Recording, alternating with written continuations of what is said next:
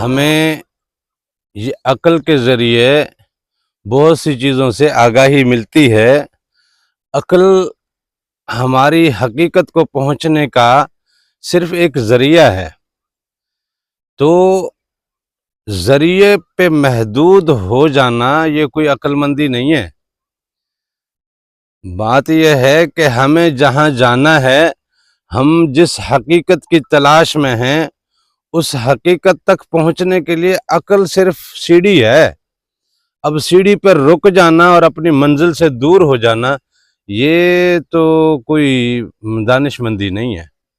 مسئلہ شروع یہاں سے ہوتا ہے کہ بندہ عقل تک محدود ہو جاتا ہے، عقلی دلائل دینے لگتا ہے، کتابی دلائل دینے لگتا ہے، کتابی باتیں کرنے لگتا ہے۔ عقلی گفتگو سے وہ جو عقل سے بڑی چیز ہے، جو عقل سے بھی بڑی چیز ہے اور عقل کی سمجھ سے بھی باہر کی چیز ہے، تو عقل اسے تسلیم نہیں کرتا۔ جیسے بہت زیادہ روشنی ہو جائے تو ہماری آنکھ دیکھنے کے قابل نہیں رہتی، بہت زیادہ زور کا کوئی ایسا دھماکہ ہو جو ہمارے کانوں کی فریکوینسی سے کہیں زیادہ ہو تو ہمارے کان وہ آواز سن نہیں سکتے۔ اسی طرح ہماری عقل جو ہے وہ بھی محدود ہے، تو اس کی حدود سے باہر کی جو چیز ہے عقل اسے تسلیم نہیں کرتی۔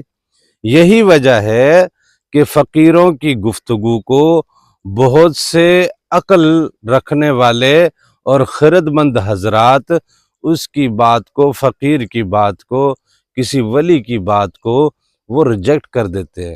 پھر کتابوں سے اور دوسری چیزوں سے وہ مثالیں ڈھونڈنے کی کوشش کرتے ہیں، موضوعات ڈھونڈنے کی کوشش کرتے ہیں، یا اس کے حوالے سے کوئی علم ڈھونڈنے کی بات کرتے ہیں۔ بھائی یہ کتاب بھی تو عقل کے حساب سے لکھی گئی ہے نا، جس کی جتنی عقل تھی اس نے اتنا لکھ لیا۔ اب جو عقل سے باہر کی چیز ہے وہ کتاب سے کیسے مل سکتی ہے؟ وہ کتاب سے تو نہیں مل سکتی۔ اس لیے عقل بذات خود ایک اچھا آلہ ہے، ایک انسٹرومنٹ ہے حقیقت تک پہنچنے کا۔ جیسے کسی شہر تک جانے کے لیے گاڑی کا ہونا لازمی ہے، یا کسی دوسرے ملک تک جانے کے لیے پھر جہاز کا سہارا لینا پڑتا ہے، یا پانیوں سے گزرنے کے لیے کشتی کا یا بحری جہازوں کا سہارا لینا پڑتا ہے۔ اس طرح حقیقت تک پہنچنے کے لیے عقل کا سہارا لینا ضروری ہے۔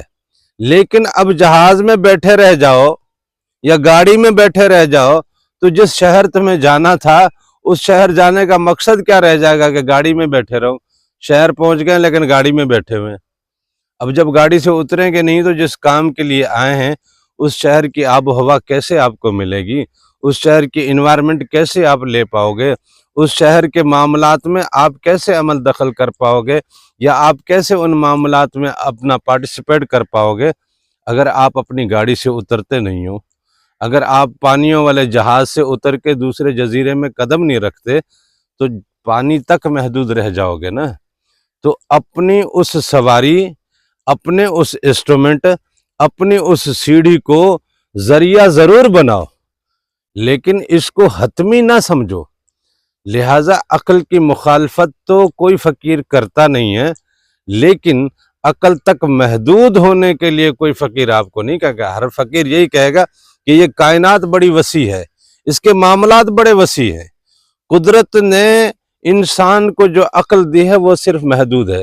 وَمَا أُوتِيتُم مِّنَ الْعِلْمِ إِلَّا قَلِيلًا، آپ کو جو علم دیا گیا ہے وہ بہت تھوڑا ہے، تو اس تھوڑی سی چیز کے ذریعے آپ بہت بڑی چیز کو جو مس کرو گے تو یہ تو دانش مندی نہ ہو۔